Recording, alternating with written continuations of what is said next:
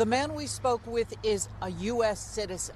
He provided us with documentation of his legal status. He says this experience has shaken his faith in the immigration enforcement efforts of President Donald Trump, for whom he voted, he says. This is what Yenzi Machado managed to record on his phone Wednesday. He says while he was driving to work with two other men, he was stopped by ICE agents on Lamont Drive in Manassas, a short distance from his home. He says he was confused by what was happening, why agents surrounded the pickup truck. He spoke with our sister station Telemundo 44 reporter Rosbelis Quinones, who was the first to report his story. And they just got out of the car with the guns in the hands and say, turn off the car, give me the keys, open the window. And, everything was really fast. Machado says the agents said the name of a man they were seeking for a deportation order, someone who had given Machado's home address. He said that was not his name, and he did not know anyone by that name. He offered to show them this, his real ID compliant Virginia driver's license. It has a star in the upper right corner and requires proof of lawful status. They didn't ask me for any ID. I was telling the officer if I can give him the ID, but he said that just keep my hands. Yeah, don't touch the wheel. Moving. And then after that, he told me to get out of the car, and then he put the handcuffs on me.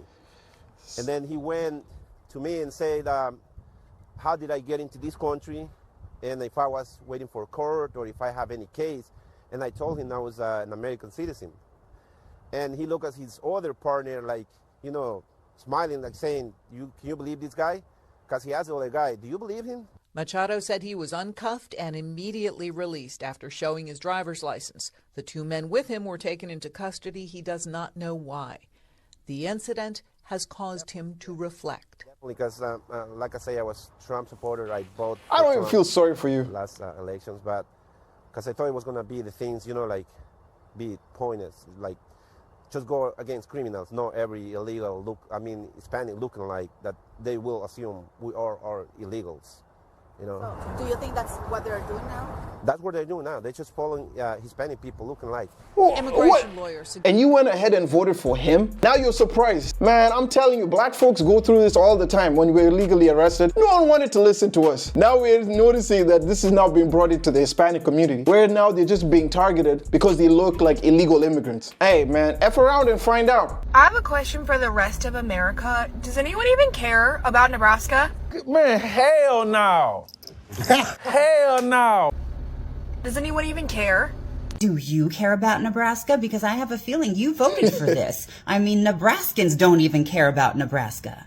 Let me ask you another question. Who exactly did you think were going to work in the fields and in the farms after all of the regular day laborers, people of color, are no longer there anymore? Who did you think was going to do it? Did you think that there was just this army of white workers ready to get into those farms and pick all the vegetables? Now people like you who voted for this to happen are upset that something's affecting you, because what people like you tend to really vote for, it's not the economy. It's because you want to express racism and bigotry, and he was the only way that you could do that. But now it's affecting you. All those farms are disappearing, including that 300-year-old farm. And you want to know why nobody's upset at that? It's because you guys did it to yourself. You'd rather vote to have your racism easily spread across the United States instead of thinking about yourself, because you always vote against your own interests, don't you? And isn't it just like you? You voted to hurt other people, but now when it's starting to hurt you, you want us to feel sympathetic for you. Get the fuck out of here. What did she want? I'm sorry. Nebraska. The call is coming from inside the house. Oh, Nebraska, Canada sends thoughts and tariffs. When they go low, I go lower. As a Californian, I do not give a F about Nebraska and the choices they made. Salute to that. I'm pretty sure when these farmers go bankrupt, a few gigantic companies will buy their land for pennies, and all of a sudden the immigrants will no longer be a problem anymore. BlackRock and all of its other investors are planning to go in and start buying up anything they can get their hands on just to make as much money as they can for their stakeholders. Let's look at some of the things that Trump had promised now that seems to be debunked by a lot of people. Since everything just went up 25%, I have a question. What happened to this campaign promise? What happened to this campaign promise? All across Pennsylvania, every highway was dotted with these signs. You said Trump low prices. Now Tariff Trump just raised all prices 25%. What happened? J.D. Vance stood in grocery stores and said egg prices up. What happened? What happened to promises made, promises kept? You're giving us speech tonight. You're going to stand in front of all of Congress. You're going to stand in front of all those Republican congressmen. You're going to stand in front of Dave McCormick and other senators, and you're going to say promises made, promises. This was everywhere in Pennsylvania. It's a swing state. You promised us low prices. Everything just went up 25%. You promised us higher stock market. Stock market's down 5%. There are percentages everywhere that are dropping. What happened to this campaign promise, Trump? Tariff Trump, what happened? We want to tell you thank you. We want to tell the Republican congressmen thank you. But they're no longer doing town halls because they're saying that the constituents that are showing up are all paid protesters or secret Democrats. I want to know what happened. What happened to this campaign promise? Tariff Trump, please. I just want to say thank you for the campaign promises. Someone said, I checked, no lies here. You can see from the eggs, cars, manufacturing, literally everything is going up. A lot of people were trying to invest their money to ensure that they can hedge against inflation. But now even that doesn't work. But the problem is, like Wicked, you go, it's like a fantasy, and then you come back home and you got to deal with reality. In the speech, he loves the military. In reality, he's cutting VA and throwing veterans out of work. In the speech, he loves cops. In reality, he's pardoning everybody from January 6th who beat the hell out of cops. In the speech, he holds up this cancer kid that everybody fell in love with. In reality, he's cutting cancer research. In the speech, he talks about a strong economy. In reality, it's tariffs and the stock market's in free fall. In the speech, he's got MAGA, Make America Healthy Again, and my good buddy Bobby Kennedy Jr. But in reality, there's measles ripping through Texas. There's more measles cases in Texas than there are transgender athletes in the country. So there's a speech which is fantastic, fantasy, and then there's a reality that's getting worse and worse, and Democrats have to figure out some way to close the gap in public perception on it. People are starting to identify the truth and what is the lies. Unfortunately, it seems MAGA voters don't see that. They're hell-bent to seeing everyone else suffer, but them. If you say it long enough, hard enough, often enough, people will start to believe it. Oh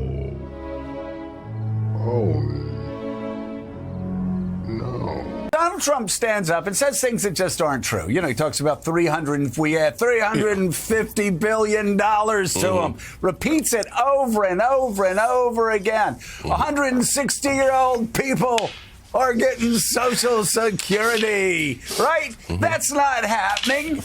But he says it, right? And here's the thing.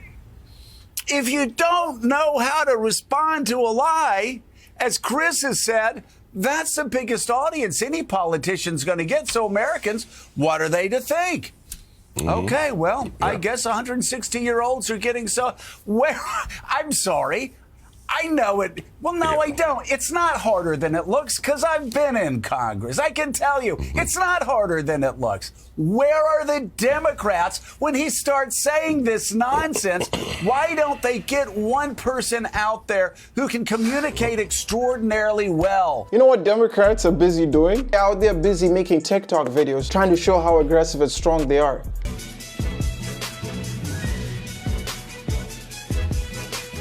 Oh my God.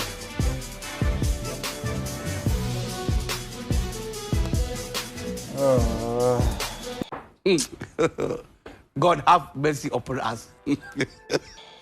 If you guys can take some time to actually be serious and do your job, what is this? This is not going to instill any confidence. What are the American people supposed to think about this? You're a representative of Massachusetts, not into hair dye. Are you serious? First Chinese American woman elected to Congress. Amazing. But too sweet. Not a morning person. This is honestly a joke. This apparently was known as the cringiest video of the year.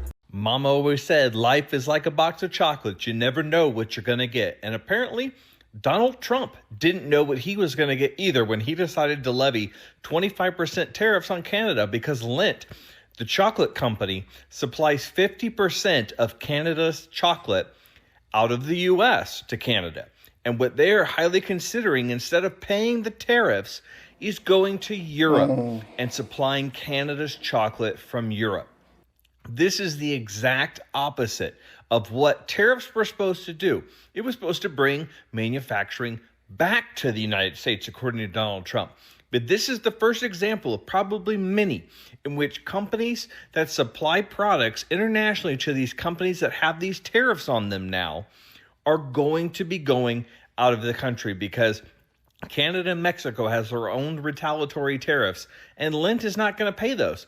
They'll just go use their factories in Europe to supply 100% of Canada's chocolate. So this is absolute 100% backfiring on Donald Trump, which we knew it would.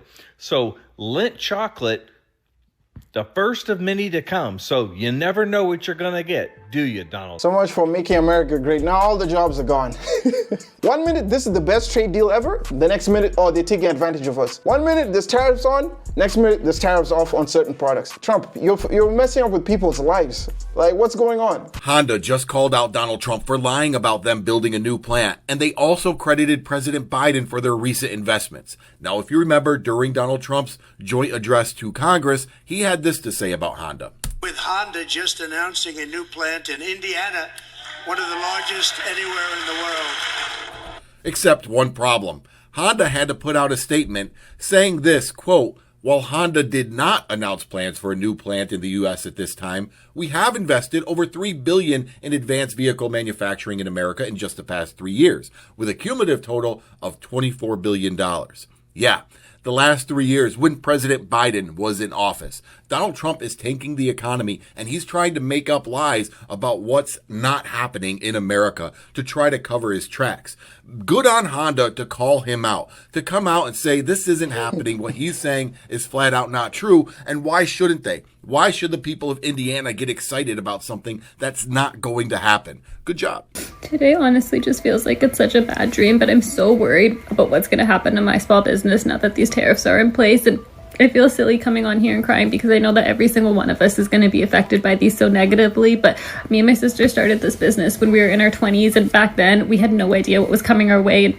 We had to run this business through the supply chain crisis and the inflationary crisis and the COVID, and it was so hard. And at the end of last year, we were so grateful that we still had the business and that we still had, all these incredible customers, and we love what we do and we're able to employ people. And we never would have in our wildest dreams thought that these tariffs would come in and impact us. And now after all of these years of running this business, I've never been more scared about if the business will survive and if we'll be able to make it past this year. So I just wanted to say to any other small business owners that are experiencing this right now, you're not alone and we're with you. And for anybody who wants to support a small business, honestly, every like, share, comment makes such a big difference. And by the way, guys, I don't know if she did or didn't vote for Trump. We can't know from that video, but you can see it's affecting people's businesses based on some of the actions that he's taking. Anyway, let me know what your thoughts are down below. I would like to hear what you think about what's going on. If it's your first time coming to the channel, make sure you like, comment, and subscribe. And I will see you guys in the next video.